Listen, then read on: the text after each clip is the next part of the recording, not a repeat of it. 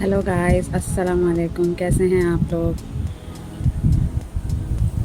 उम्मीद करती हूँ आप लोग ठीक होंगे। ये देखें कितनी अच्छी यहाँ पे हवाएं चल रही हैं, आपको आवाज़ें आ रही होंगी।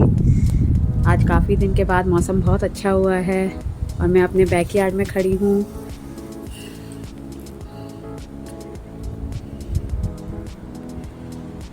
हवाएं चल रही हैं।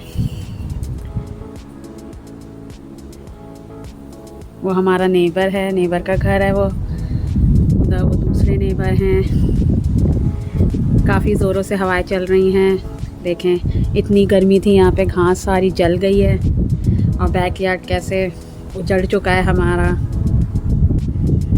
आज हवाएं चल रही हैं, बारिश का इम्कान है, बारिश होने वाली है। मौसम बहुत अच्छा हो गया है, वरना बहुत गर्मी थी यहाँ पे।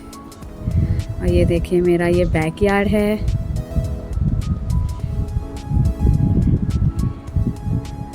इसके पीछे जंगल है जहाँ से रात को हमें खौफनाक आवाज़ें आती हैं।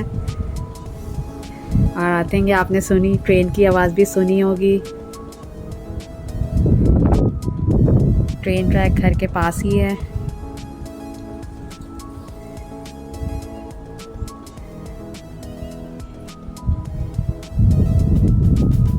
अगर आपको मेरी ये वीडियो अच्छी लगे मुझे ज़रूर कमेंट्स लिख के बताइएगा।